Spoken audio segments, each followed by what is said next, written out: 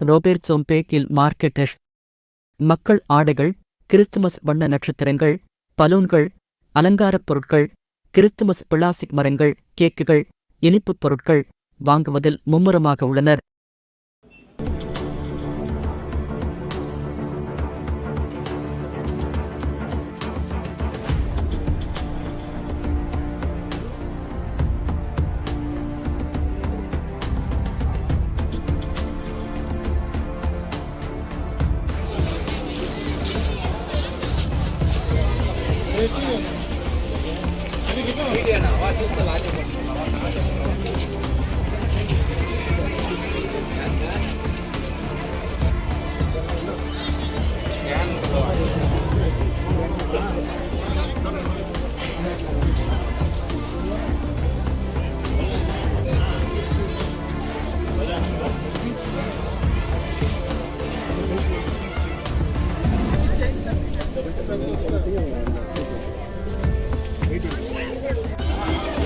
இரு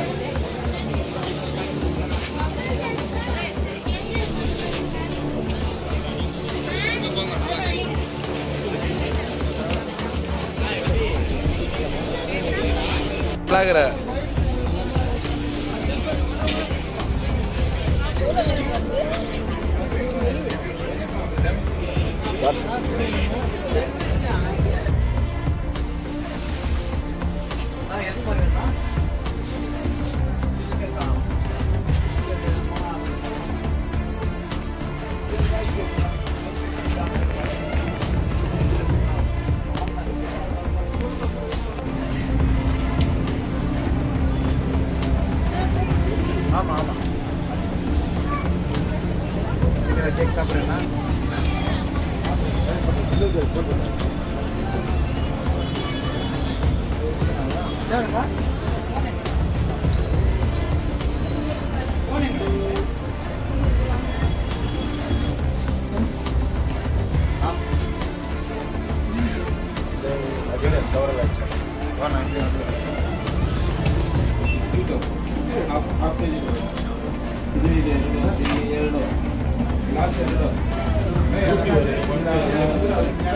ಇದು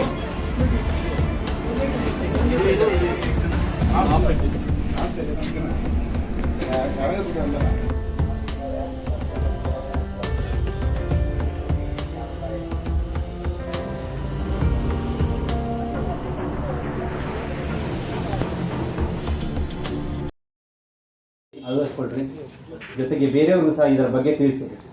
ಅದೇ ಒಂದು ಉದ್ದೇಶದಿಂದ ಇದು ಕಾರ್ಯಕ್ರಮವನ್ನು ಹಮ್ಮಿಕೊಂಡಿದ್ದೇವೆ. ಈ ಹೆಂಗೋ ನಿಮ್ಮ ಮಾರ್ಕೆಟಿಂಗ್ ಬಂದಿದೆ, ಇನ್ನೊಂದು ಕೆಲವೊಂದು ವಿಷಯಗಳ ಬಗ್ಗೆ ಮಾತಾಡಬೇಕಂತ ಇಚ್ಛೆ ಪಡ್ತೇನೆ. ಯಾಕಂದರೆ ನಾನು ನೋಡ್ತಾ ಇರೋದು, ಬಹುಶಃ ನನಗೂ ನೋಡಿರ್ಬೋದು ನೀವು ಕೋರ್ಟಲ್ಲಿ, ನನ್ನ ಜ್ಯೂರಿಸ್ಡಿಕ್ಷನ್ ಇರೋದು ರಾಬರ್ಟ್ಸನ್ ಪೇಟೆಯಲ್ಲಿ, ಟೌನ್ ಇರೋದು ನನ್ನ ಹತ್ರ, ಪೊಲೀಸ್ ಸ್ಟೇಷನ್ ಇರೋದು ನನ್ನ ಜ್ಯೂರಿಸ್ಡಿಕ್ಷನ್ಗೆ. ಎಷ್ಟೋ ಜನ ಬರ್ತೀರಾ, ನಮ್ಮಲ್ಲಿ ಚೆಕ್ ಬೌನ್ಸ್ ಪ್ರಕರಣಗಳು ತುಂಬ ಆಗಿದ್ದಾವೆ, ತುಂಬ ಜಾಸ್ತಿ ಆಗಿದ್ದಾವೆ. ಆ ನಿಜವಾದ ವ್ಯವಹಾರಗಳು ಏನು ನಡೆದಿರ್ತವೆ ಅಂತ ಎಲ್ಲರಿಗೂ ಗೊತ್ತು. ಆದರೆ ಪ್ರಕರಣದಲ್ಲಿ ಕೇಳೋದು ಪರಿಹಾರ, ಅವ್ರು ಮಾಡಿರೋದು ಆರೋಪ, ಅದು ಬೇರೆನಾಗಿರುತ್ತೆ. ಇವಾಗ ಫ್ಯಾಷನ್ ಆಗಿದೆ ಅದೊಂದು, ಚೆಕ್ ಬುಕ್ಕನ್ನು ಇಟ್ಕೊಳ್ಳೋದು, ಚೆಕ್ಕನ್ನು ಇಶ್ಯೂ ಮಾಡೋದು. ಆ ಚೆಕ್ಕನ್ನು ಯಾವ ರೀತಿಯಾಗಿ ನಾವು ಇಶ್ಯೂ ಮಾಡಬೇಕು ಅಂತ ನಮ್ಗೆ ಗೊತ್ತೇ ಇಲ್ಲ. ಅದಕ್ಕೂ ಸಂಬಂಧಪಟ್ಟಂತೆ ಒಂದು ಕಾನೂನಿದೆ, ನೆಗೋಷಿಯಬಲ್ ಇನ್ಸ್ಟ್ರೂಮೆಂಟ್ಸ್ ಆಕ್ಟ್ ಅಂತ. ನಾವು ಒಂದು ಚೆಕ್ ಬುಕ್ಕನ್ನು ಇಟ್ಕೊಂಡಿದ್ದೇವೆ ಅಂತಂದರೆ ಅದನ್ನು ಯಾವ ರೀತಿಯಾಗಿ ಬಳಸಬೇಕು, ಯಾವಾಗ ಕೊಡಬೇಕು, ಯಾವ ರೀತಿಯಾಗಿ ಕೊಡಬೇಕಂತೇಳಿ ಒಂದು ಕಾನೂನು ಹೇಳುತ್ತೆ. ನೀವು ಎಷ್ಟೋ ಸಲ ವ್ಯವಹಾರ ಮಾಡ್ತೀರಾ, ಸಾಲದ ವ್ಯವಹಾರ, ಸೆಕ್ಯೂರಿಟಿಗೆ ಅಂತ ಹೇಳಿ ಚೆಕ್ ಕೊಡ್ತೀರಾ, ಏನು ಒಂದು ಸಿಗ್ನೇಚರ್ ಮಾಡಿಕೊಡ್ತಿರ್ತೀವಿ, ಡೇಟು ಬರೆಯಲ್ಲ, ಅಮೌಂಟು ಬರೆಯಲ್ಲ, ಅದನ್ನೆಲ್ಲ ಮಿಸ್ಯೂಸ್ ಮಾಡ್ತಾರೆ. ಆದರೆ ಕಾನೂನು ಏನು ಹೇಳುತ್ತೆ, ನೀವು ಏನಾದರೂ ಒಂದು ಚೆಕ್ ಇಶ್ಯೂ ಮಾಡ್ತಾ ಇದ್ದೀರಂತಂದರೆ ಪ್ರತಿಯೊಂದು ಅದರಲ್ಲಿ ಮಾಹಿತಿಯನ್ನು ಬರೆಯೋದು, ಹಾಗೆ ಖಾಲಿ ಕೊಡಬಾರ್ದು. ಅಮೌಂಟು, ಹೆಸರು, ಡೇಟು ಪ್ರತಿಯೊಂದನ್ನು ಫಿಲಪ್ ಮಾಡಿ ನೀವು ಕೊಡಬೇಕು. ಇದನ್ನೆಲ್ಲ ಮಾಡಿದರೆ ನೀವು ಮೋಸಕ್ಕೆ ಹೋಗಲ್ಲ. ಮುಂದೆ ಒಂದು ವೇಳೆ ನಿಮ್ಮಿಂದ ದುಡ್ಡನ್ನು ಕೊಡಕ್ಕೆ ಆಗಲಿಲ್ಲ ಅಂತಂದರೆ ಅವನು ಕೇಸ್ ಹಾಕೋಬೋದು, ಅಷ್ಟೇ ಅಮೌಂಟಕ್ಕೆ ಕೇಸ್ ಹಾಕೋಬೋದು. ಅದು ನೀವು ಒಂದು ವೇಳೆ ದುಡ್ಡನ್ನು ಬರೆದುಕೊಳ್ಳಲಿಲ್ಲ ಅಂತಂತಂದರೆ ಅವನು ಜಾಸ್ತಿ ಅಮೌಂಟ್ ಬರೆದು ಕೇಸ್ ಹಾಕ್ತಾನೆ. ಇದು ಸುಮಾರು ಕೇಸಸ್ ಆಗ್ತಾವೆ. ನಿಜವಾಗಿ ಟ್ರಾನ್ಸಾಕ್ಷನ್ ಆಗಿರೋದು ಬೇರೆ ಅಮೌಂಟಿಗೆ, ಆದರೆ ಚೆಕ್ ಅಮೌಂಟು ಬೇರೆನಾಗಿರುತ್ತೆ. ನಮಗೂ ಗೊತ್ತಾಗುತ್ತೆ, ಆದರೆ ಚೆಕ್ಕನ್ನೇ ನಾವು ನೋಡಬೇಕಾಗುತ್ತೆ. ಅದನ್ನು ಬಿಟ್ಟು ಬೇರೆ ನೋಡೋಕ್ಕಾಗಲ್ಲ.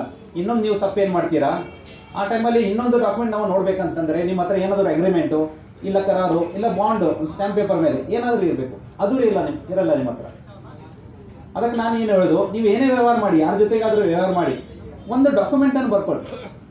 ಏನು ರಿಜಿಸ್ಟ್ರೇಷನ್ ಬೇಕಾಗಿಲ್ಲ, ನೋಟ್ರಿ ಆಗಲಿಲ್ಲ ಅಂದ್ರೂ ನಡೆಯುತ್ತೆ. ಒಂದೊಂದ್ಸಲ ಇಬ್ಬರು ವಿಟ್ನೆಸ್ಗಳನ್ನ ಹಾಕಿಸಿ ಒಂದು ಡಾಕ್ಯುಮೆಂಟ್ ಮಾಡಿ. ಯಾವುದಾದ್ರೂ ಒಂದು ವ್ಯವಹಾರ ಮಾಡಿದರೆ ನೀವು ಒಂದು ಡಾಕ್ಯುಮೆಂಟನ್ನು ಮಾಡ್ಕೊಳ್ಳಿ. ಅದರ ಕ್ಲಿಯರ್ ಆಗಿ ಬರೀರಿ ನಿಮ್ಮ ವ್ಯವಹಾರ ಏನಾಗಿದೆ ಅಂತ ಹೇಳಿ. ಮತ್ತು ಅದರಲ್ಲಿ ಈ ಥರ ಚೆಕ್ ಕೊಡ್ತಾ ಇದ್ದೀವಿ, ಈ ನಂಬರ್ ಚೆಕ್ ಅಂತ ಹೇಳಿ ಅದನ್ನು ಮೆನ್ಷನ್ ಮಾಡಿ. ನಿಮ್ಗೆ ಮುಂದೆ ಏನೂ ಸಮಸ್ಯೆ ಆಗಲ್ಲ. ಇದನ್ನೆಲ್ಲ ಕಾನೂನಿನ ಪ್ರಕಾರ ನೀವು ತಮ್ಮ ವ್ಯವಹಾರಗಳನ್ನು ಮಾಡಿದರೆ ಮುಂದೆ ಏನೂ ಸಮಸ್ಯೆ ಆಗಲ್ಲ, ನೀವು ಅನ್ಯಾಯಕ್ಕೆ ಹೋಗಲ್ಲ. ಅದಕ್ಕಾಗಿ ಇದನ್ನೆಲ್ಲ ತಿಳ್ಕೊಳ್ರಿ. ಇನ್ನೊಂದು ವಿಷಯ ಅಂತಂತಂದರೆ ಲೇವಾದೇವಿ ವ್ಯವಹಾರಗಳು ತುಂಬ ನಡೀತವೆ.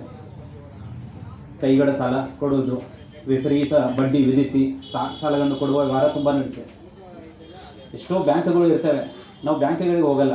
ನಮಗೇನೋ ಅರ್ಜೆಂಟ್ ಸಾಲ ಬೇಕಾಗಿರುತ್ತೆ. ಬ್ಯಾಂಕಿಗೆ ಹೋದರೆ ನೀವು ಯಾವುದೇ ಮೋಸಕ್ಕೆ ಹೋಗಲ್ಲ. Reasonable rate of interest impose ಮಾಡಿ ಅವ್ರು ನಿಮ್ಮ ಮೇಲೆ ಲೋನ್ ಕಟ್ತಾರೆ. ನಾವೇನು ಮಾಡ್ತೀವಿ, ಎಲ್ಲಿ ಹೋಗಬೇಕು ಬ್ಯಾಂಕ್ನವರು, ಈ ಕ್ವೆಶನು ಆ ಕ್ವೆಶನು, ಈ ಡಾಕ್ಯುಮೆಂಟು ಆ ಡಾಕ್ಯುಮೆಂಟು ಕೇಳ್ತಾರೆ. ಎಲ್ಲಿ ಬಿಡಪ್ಪ ಇಲ್ಲೇ ಅಂತ ಹೇಳಿ ತೊಗೋತೀವಿ. ಬ್ಯಾಂಕ್ನವರು ಚಾರ್ಜ್ ಮಾಡೋದು ಅಷ್ಟೇ 8-9 ಇಲ್ಲ ಪರ್ಸ್ನಲ್ ಹೋದರೆ 10-12% ಏನೋ ಚಾರ್ಜ್ ಮಾಡ್ತಾರೆ. ಅದು ನೀವು ಹೊರಗಡೆ ತೊಗೋದು ಲೋನು ಕೈಗಡ ಸಾಲ, ಅದಕ್ಕೆ ಮಂತ್ಲಿ ಬಡ್ಡಿ ತೊಗೋತಾರೆ. Monthly interest 2%, 3%. ಅದನ್ನು ಕ್ಯಾಲ್ಕುಲೇಟ್ ಮಾಡಿದರೆ ವರ್ಷಕ್ಕೆ 36%, 48% ಹೀಗಾಗುತ್ತೆ. ನಾವೇನೋ ಅರ್ಜೆಂಟ್ಗಾಗಿ ತೊಗೊಂಡಿರ್ತೇವೆ.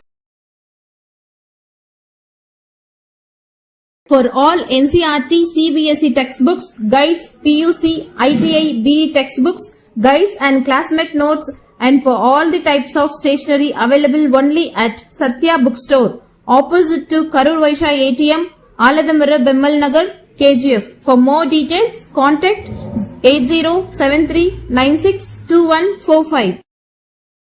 என்ன வேணும்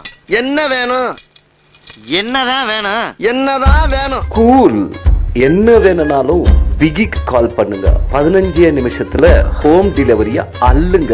பிகி. For orders and delivers, call on 9986692006.